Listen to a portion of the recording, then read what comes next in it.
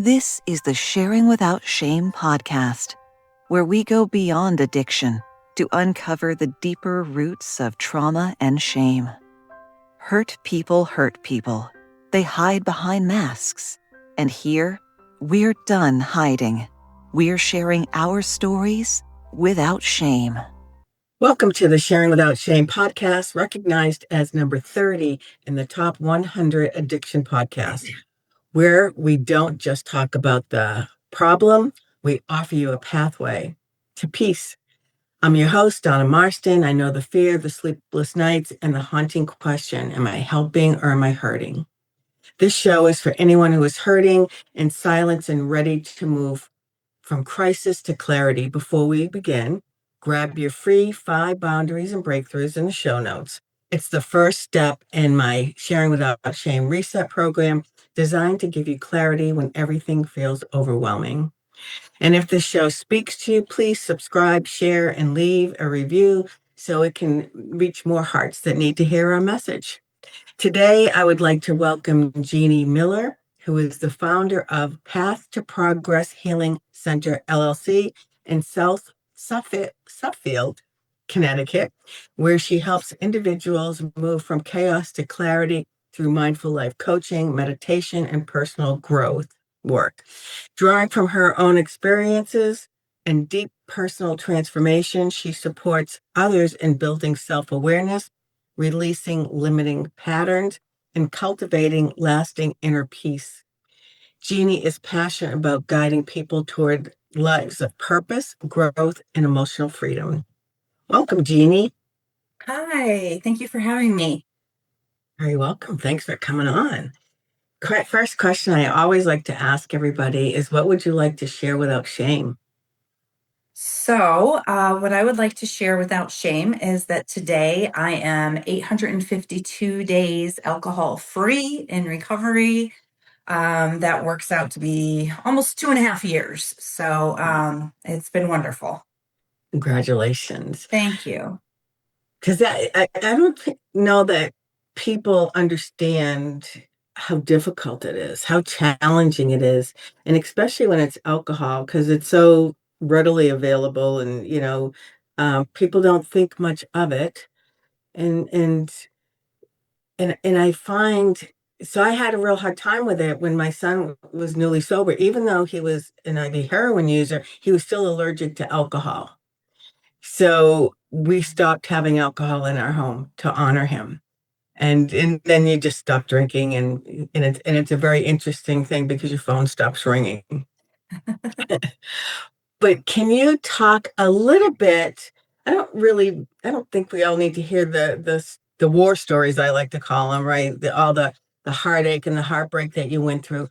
But what was your pathway that, whenever you hit your enough, that you started putting one foot in front of the other?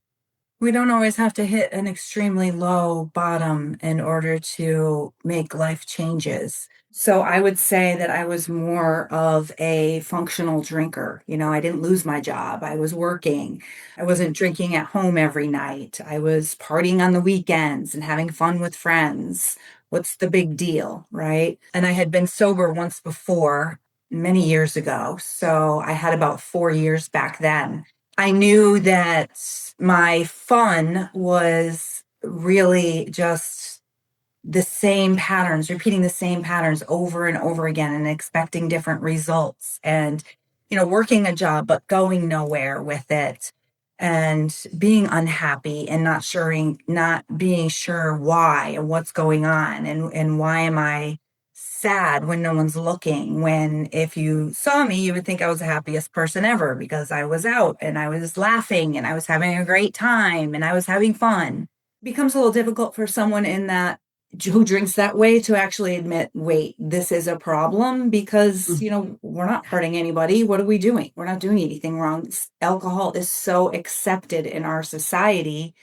You can't even go to a little kid's birthday party without people drinking, it's everywhere. So sometimes it can be tough to recognize, this isn't right for me. But the fact of the matter is that one's too many and 20 is never enough for me. I just had to, back then I came to the realization that it wasn't serving me. I was made for great things, as you were and everyone else in this world, and I wasn't attaining them because I was stuck in a loop. I was stuck in my own mess, and I liked my mess. I knew what to expect with my mess. I knew what was coming with my mess. It was Mhm. mine, and I didn't want to let it go. And it was comfortable. Yeah, yeah. Yeah. Even though it was a lot of chaos and a lot of drama and a lot of insanity, it was mine. Yeah. And it was comfortable. So at that point, I had decided to go to a place called High Watch Farms in Kent, Connecticut. Beautiful, beautiful facility. Probably one of the best things I ever did for myself. And that's when I started the 12 steps of AA. Absolutely wonderful. Loved it. Jumped into recovery head on and began to change my life. I was very happy. I ended up getting married and living a wonderful life until it wasn't. And they tell you if you don't stay close to the program, when things happen, it can be difficult to get through them. Hmm. And I was happy and everything was good and I wasn't drinking. So I didn't stay that close to the program.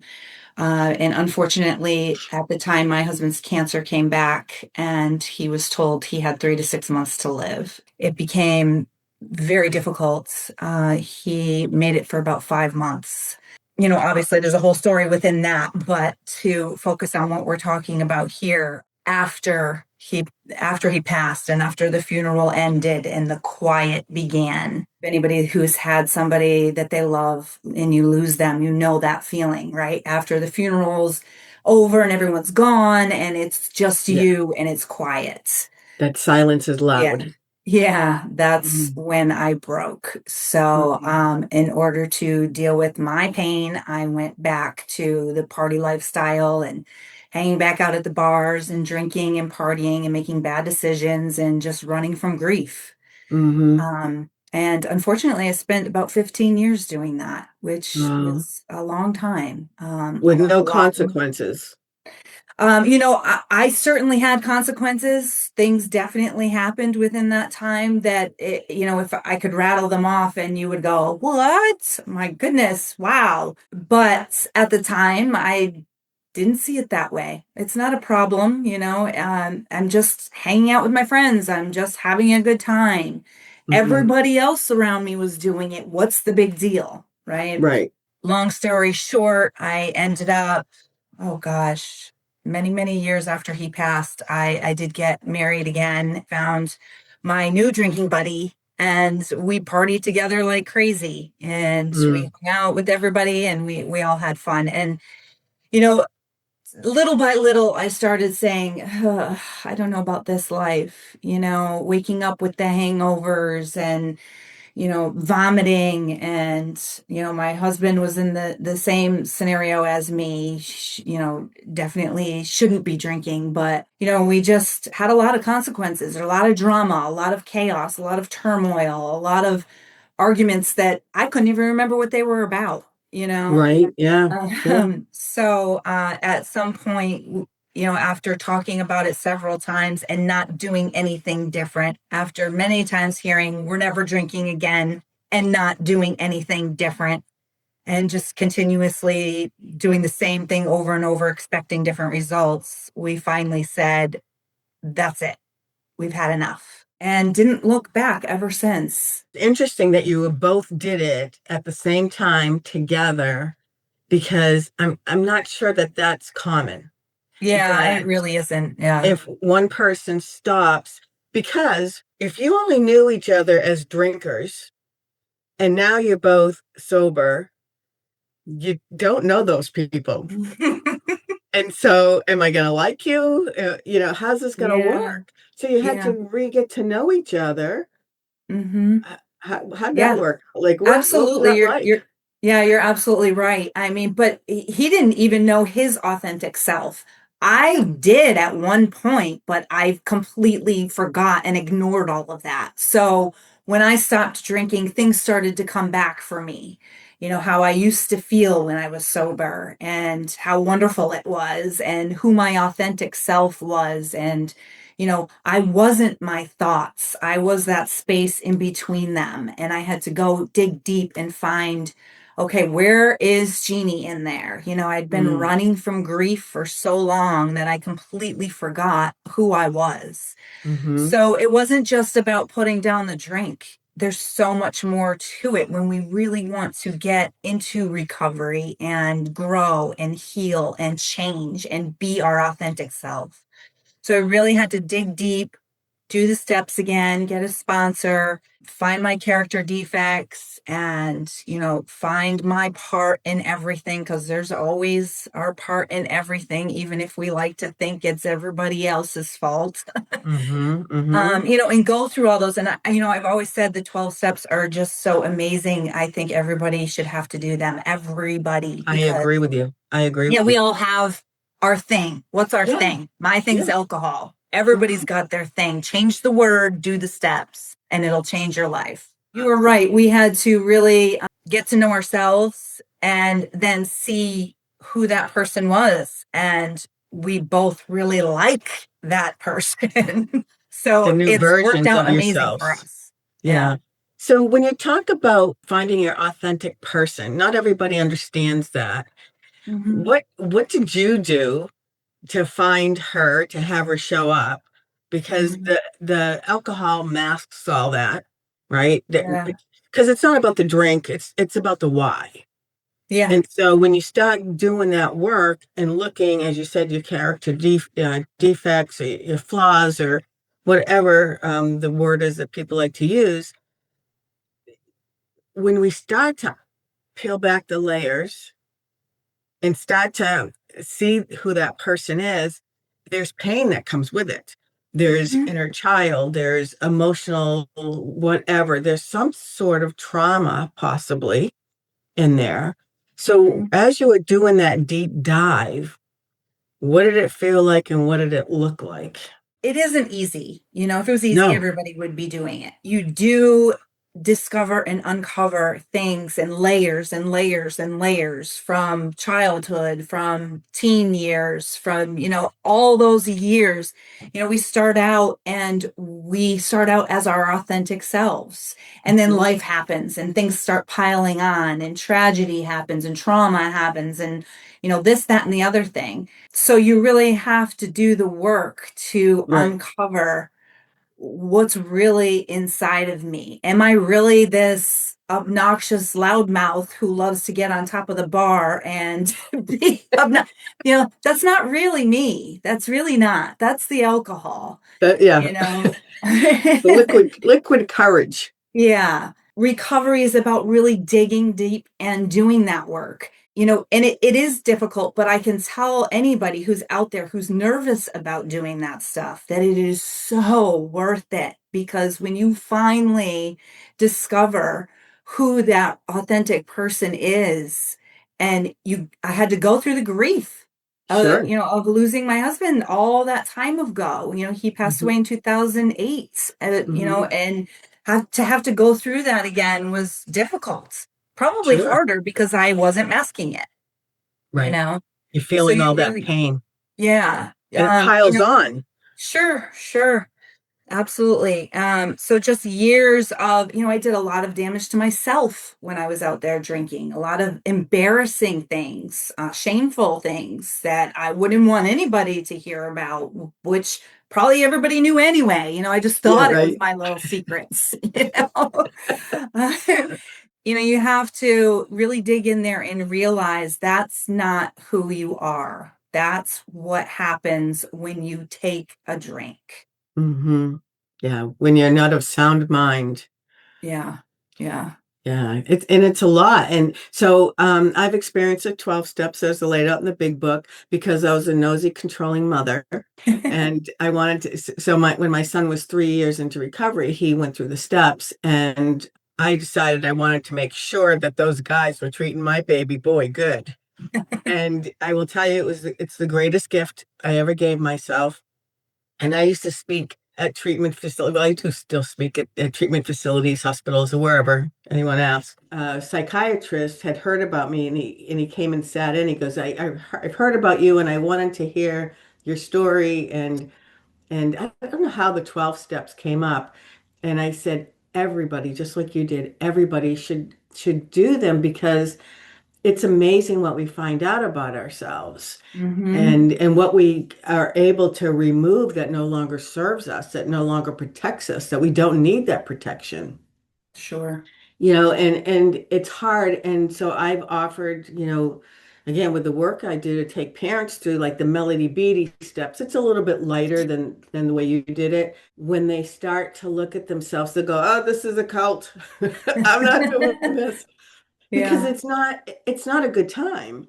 And there's going to be some pain to look at some of our behaviors or what came out of my mouth or things I did when I was younger, that I wasn't proud of. I mean, we all have unproud moments. We're human hmm, beings. We do stuff not, to be mean. It just happens sometimes.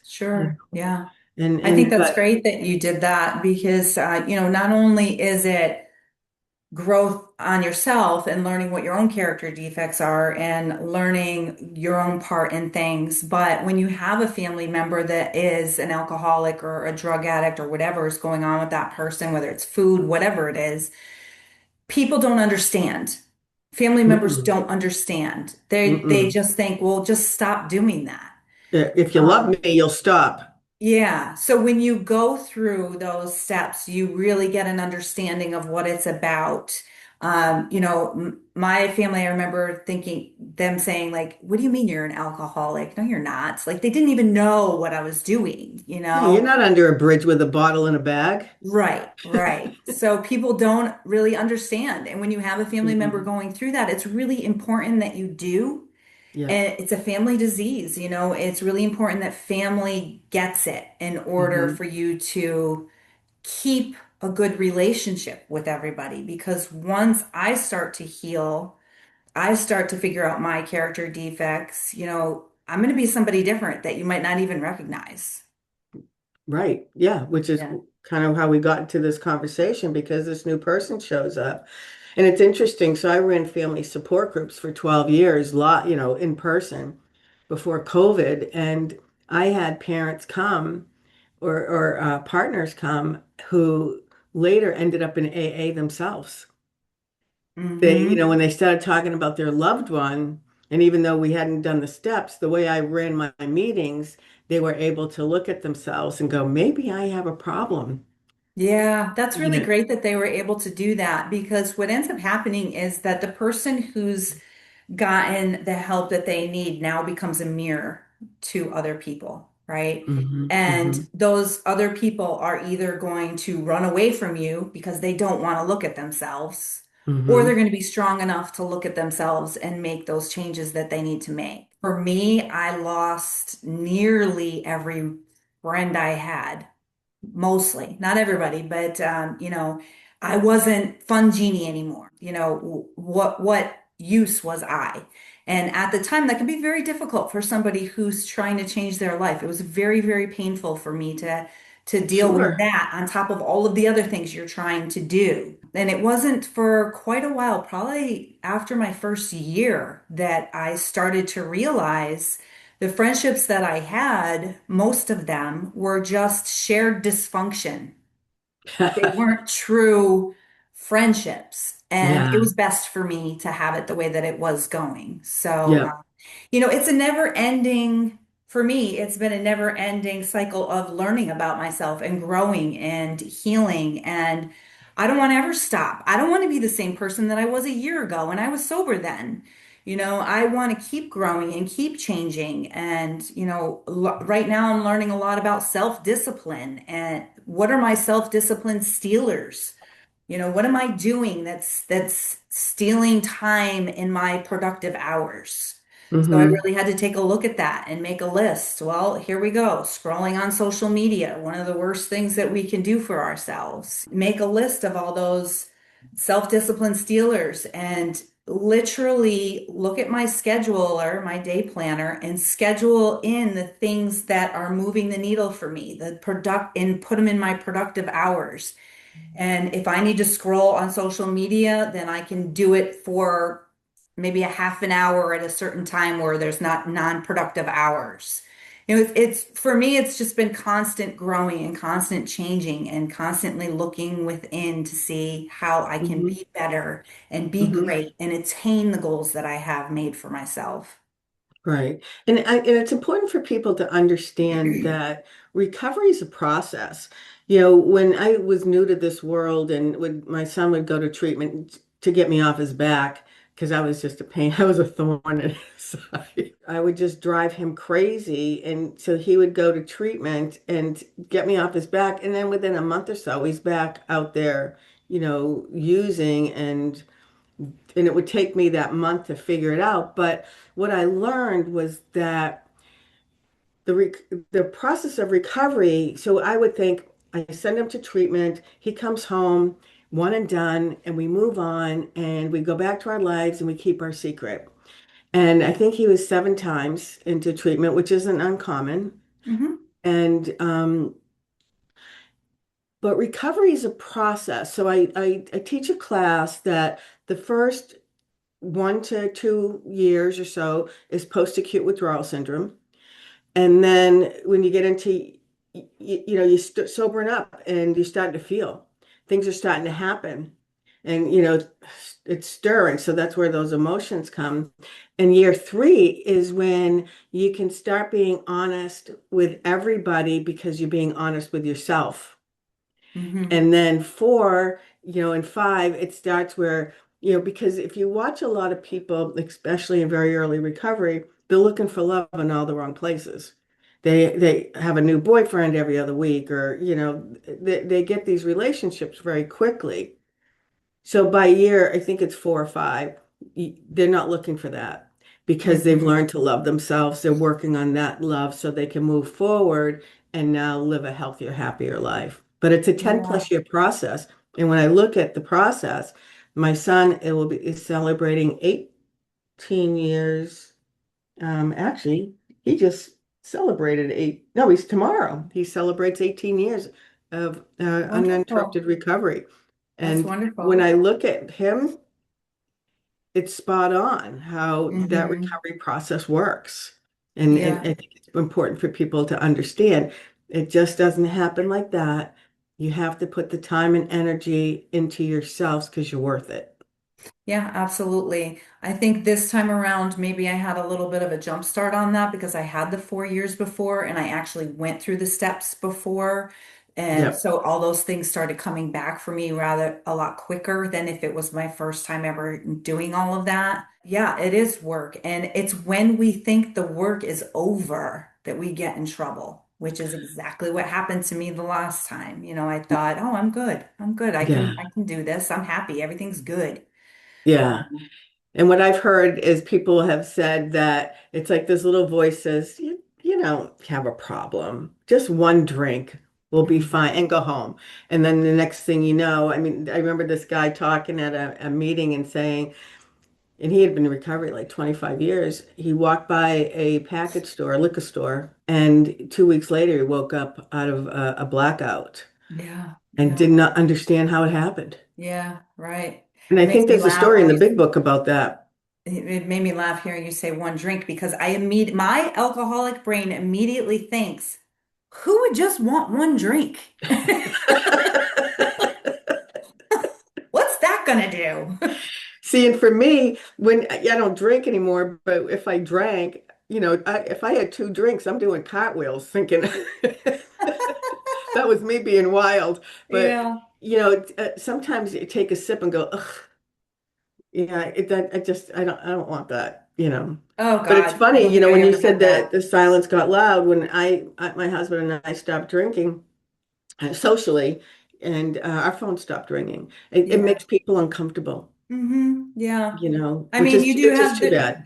there's some people that, are your biggest cheerleader, but it was definitely not many. But, it was also the thinking. The thinking was my biggest problem. I could put the drink down and I wasn't like crazy craving alcohol. It was my thinking that was my biggest enemy. Hmm. So I really had to work on what I call the monkey mind to calm down my thoughts. And, I did a lot of that through meditation and really doing deep dives into living mindfully. Keeping my mind where my feet are at all times. So I'm not thinking about the past and finishing an argument I had 2 years ago, but now I'm winning the argument, and or worrying about what's going to happen next month or next year before it ever even comes, and it probably never even does happen. So I had to really learn how to live mindfully and be in the moment. Realize that I'm not my thoughts. I am that Hmm. space in between my thoughts. And when I could Hmm. do that, when those thoughts come in, I just gently acknowledge them and say, okay, well, we're going to let that one pass as many Yeah. times as I need to so that I can learn Yeah. to live mindfully. And that's where the peace has been for me. Nice. So I saw a video that you made, and and that's when I reached out to you because I'd never heard anybody say this. Would you give your dog alcohol? Yeah. And it was like it just really just poked me. Just Can hit you you, talk yeah. about that? Yeah, it can be, we can say that, being in recovery is work and it's difficult and it's hard, but yet it's also simple too, right? Like I used to drink Tito's. Would I pour a bowl of Tito's and offer it to my dog? If it's not harmful, what's the big deal, right? But every single person that you would ever ask that to would be appalled and say, "Of course I would never do that. Why would I ever do something that crazy?" Yet Hmm. we don't have a problem pouring it down our own throats every single weekend and partying it up like it's nothing. Hmm. That it's actually a toxin and poison. And if Yeah. we actually do a deep dive into that and learn about it, it's Hmm. shocking what it's actually Hmm. doing to our brain and our Yes. body. Yeah. Uh, Yeah. It's like it like rots the brain, and it's, maybe that's yeah. why with people who are severely in their alcoholism, they say they have wet brain, where their Mm, brain is really affected from the years or the sure. amounts, I guess. I don't know if it's the years, but whatever they consumed just took a Hmm. toll on their body, Yeah, mind, and your soul at some point sure. too. Yeah, Yeah. absolutely. Yeah. Yeah. So all of this brought you to a place where you've written books, Hmm. you've opened up a business. See, and this is what I love to show our listeners, especially, well, anybody, but, I'd like parents to know that as long as your loved one is walking on this earth, there's always hope that things are going to turn around and great things can happen. Because I find that a lot of people who have a substance use disorder, alcohol use disorder, are usually empathic, very creative, artsy.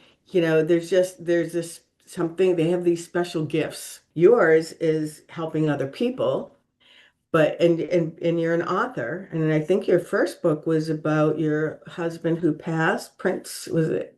Prince Gary is the name of the book, right? And I actually had that published the first go around in sobriety. So, basically, to sum up what that is when my husband found out he had cancer and he was going to die, he wanted to reach out to help people while he still had time because he had about 12 years of sobriety and helped a lot of guys through sobriety as well. So, back then it was MySpace. So we opened up a MySpace account and sometimes he would talk and I would type it word for word what he would say, or I would type about what it was like to care for him and be his caregiver because we had hospice and I was taking care of him at home. It actually blew up. Back then, 40,000 followers was a lot. Mhm. So it blew up. We had people knocking on our door that we didn't even know, coming to Mm. meet him before he passed. We had restaurants coming, bringing food, people knocking on the door, bringing popsicles just to give Gary a hug and before he would pass away. And it was really quite remarkable. I bet. Tons and tons and tons of emails from people who were supporting us. And if I didn't write in a day, they were worried that maybe he already passed. So I had promised him that I would take all of those entries and have it published so that he could continue to help people forever. And that's what this is. Beautiful. So yeah, I was able to get that. I'm so happy that I did because to this day I still look back and I find all the wording that's italicized because that's what he said. And I'm able to go back and read things that said and remember recovery because he had such a strong faith and he was such a good person. One of the things that sticks out in my head is he says, be nice to everyone, even if you can't be nice from a distance. I don't know if I'll ever be as good as he was, but I try, right? And then this time around, I've done a couple books with my business. I've always wanted to open up a life coaching business, and I couldn't bring myself to do it. I got certified many years ago, couldn't bring myself to do it. And the biggest thing that was holding me back was how could I possibly see clients in the evening when I'm going out to meet friends? Yeah, they're getting in Because, the way. yeah, because towards the end of my drinking, maybe the past couple years of it, we couldn't wait till the weekend. It was Wednesday and we'd have to go out. How could I possibly see clients with hangovers? I can't do that. So I never did anything with it. So then this time around, I really just kicked it into gear and got certified again and certified in several different other recovery, grief coaching, couples coaching, all kinds of good stuff.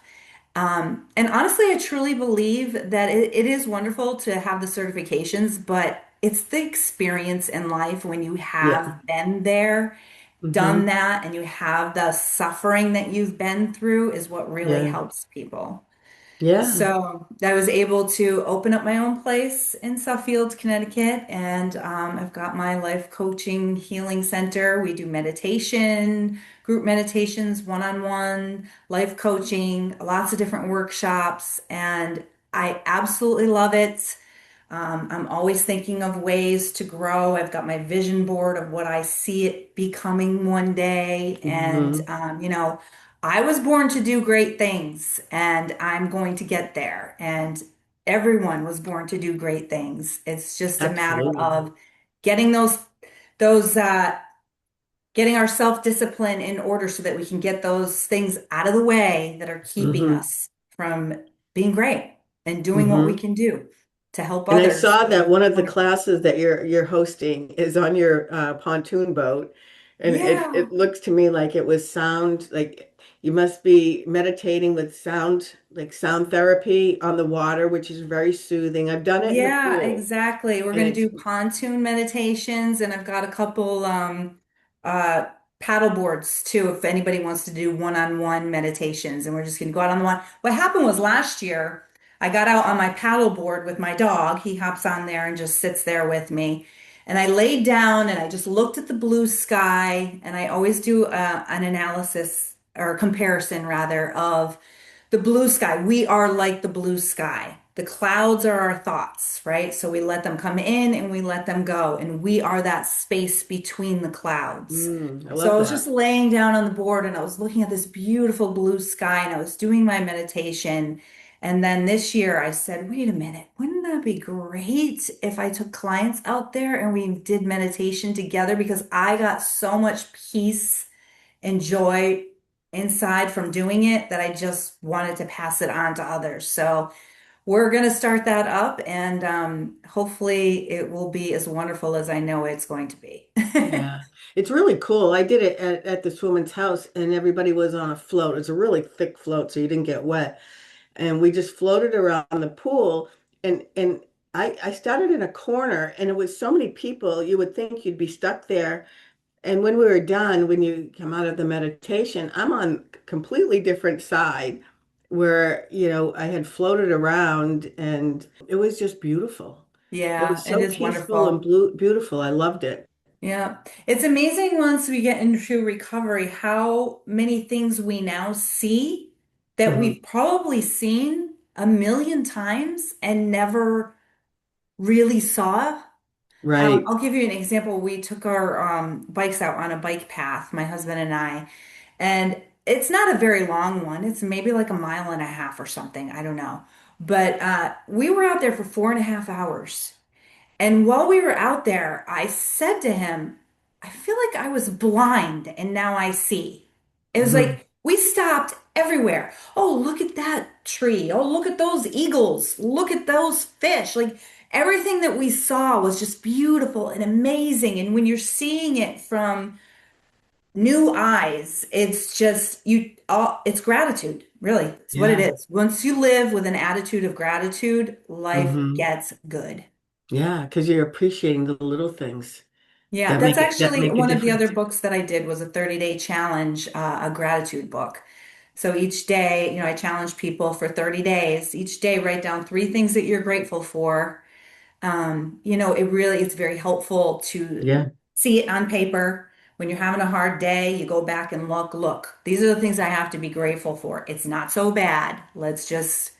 Hmm. Everything is going to pass. The good comes and goes, the bad comes and goes. Just relax. So, Yeah, and one of the things I learned, and that's how I got out of bed, because I was in bed the first 6 months, and I finally started writing a gratitude journal, and I wasn't grateful. I was just putting the words down, but eventually I started to be grateful, and it started to move forward where I would write a paragraph or really fill out a page instead of, oh, I opened my eyes today, I'm grateful. And yeah. one of the other things I learned too, so I went on the spiritual journey, was that the universe doesn't understand the word don't. And so every time you say, I don't want this anymore, I don't want my son to use drugs, I don't want this, I don't want that, I kept getting more of it. So I had to change how I prayed. I had to change how I moved forward in life, talking about what I appreciated Yeah, and and absolutely. praying that he'd live a healthy, happy life. But I think Hmm. it goes into what you're talking about is just when you change your whole attitude, you can start to live Yeah. in gratitude.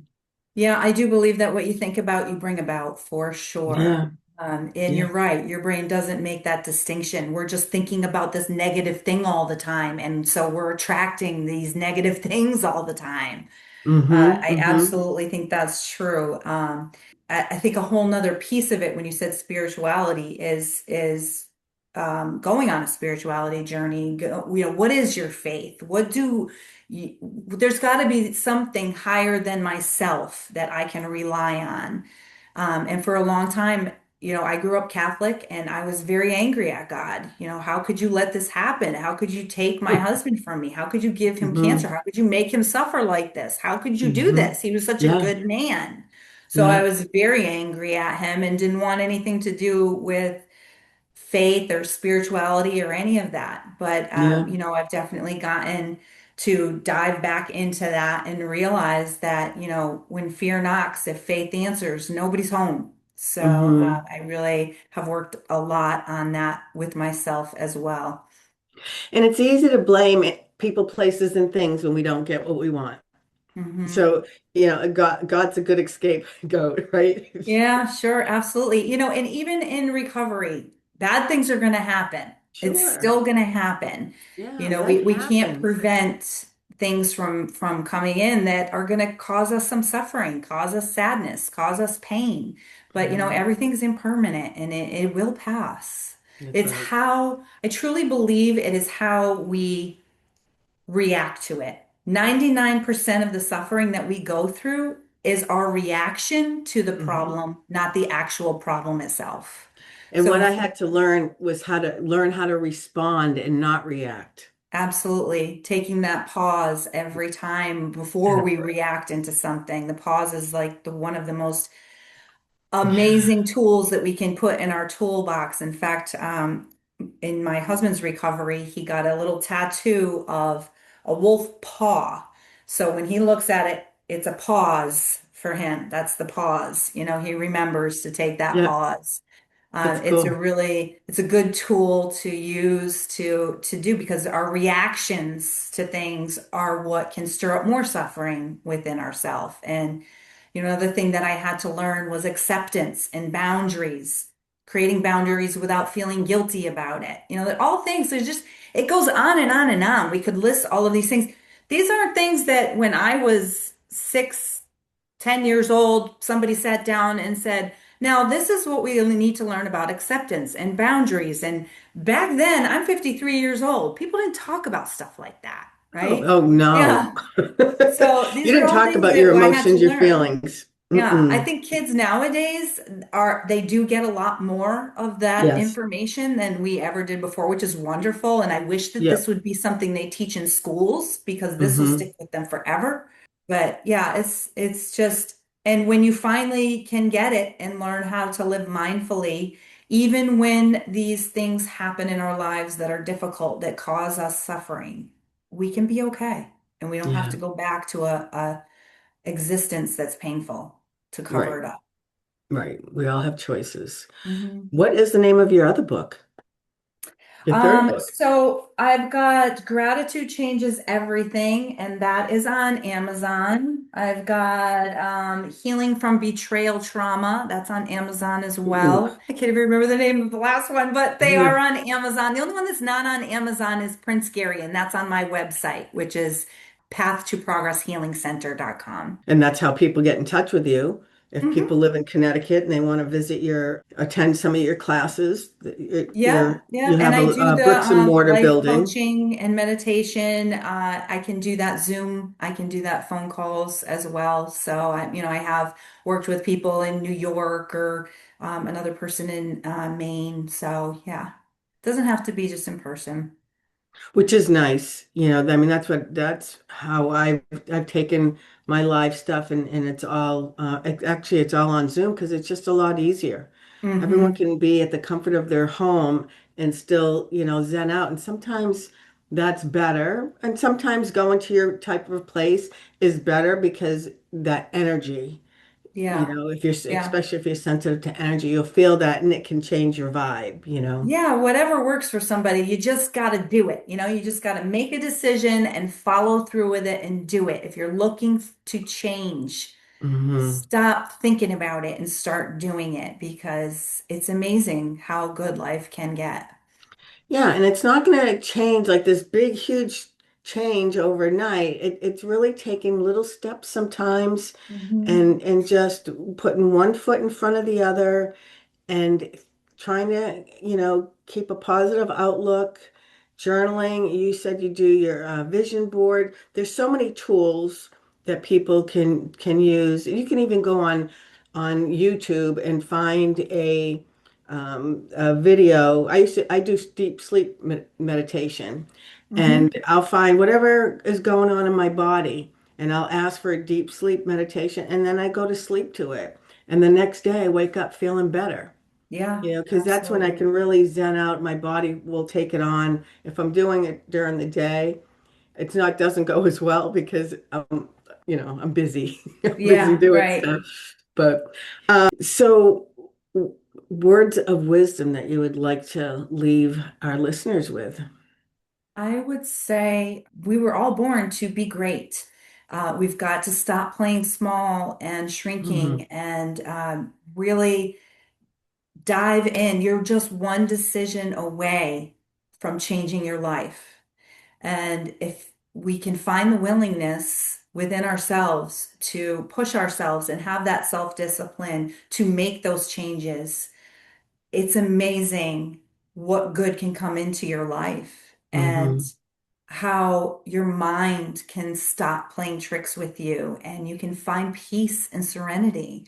I mean, simply going out into my backyard and listening to the birds and having the sun hit my face and just feeling so grateful, Hmm. so grateful. Just Hmm. that feeling alone makes it all worth it, not to mention all the other things that have changed in my life because I made a decision, I became willing, and I worked at it. So Yeah. that's the best thing that I've got, I think. Awesome. Well, thank you, thank you, thank you. This has been a pleasure having you on. And people can reach out and just ask you questions if they're not sure what they want to do, find out more from you, Yeah, absolutely. I do offer a free 30-minute consultation. The greatest gift that I have right now is to give it away and to help others who are struggling. And it doesn't have to be just alcohol, it's from anything. Some people are just simply struggling from being people pleasers this whole life and they can't figure out how to stop. or having that monkey mind and they can't figure out how to stop that. So, we talk for a little while and figure out what it is that are their goals. But sometimes they don't even know what their goals are, and that's okay too. We'll figure it out together. Yeah. So we have the consultation and figure out what's going on and where I can be of help. There are times, sometimes I say, it's not me you need AA or you need this or I'll point you in the right direction of what you need. But for me to be able to sit with people each day, I love what I do. It brings me so much joy and peace at the end of the day to say, wow, this is the greatest job I've ever had in my life. And if I can be of help to other people, what more could I ask for? Nice. Awesome. Well, thank you so much. It's been a pleasure. Thank you too. I really appreciate you having me on this wonderful talk with you. Thanks. Thank you for joining Donna for today's conversation. Remember, trauma may wear many faces, but healing is about uncovering the truth beneath the pain and learning to live without shame. If today's episode resonated with you, please subscribe, share, and leave a review. It helps this message reach more hearts that need it.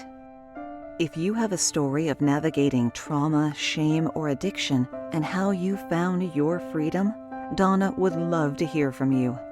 This podcast is built on real stories, and yours could inspire someone else's healing. Visit sharingwithoutshame.com to connect with Donna, apply to be a guest, or learn how to bring her books, coaching, and speaking engagements to your community or organization. Until next time, remember, healing begins the moment you choose to stop hiding and start sharing without shame.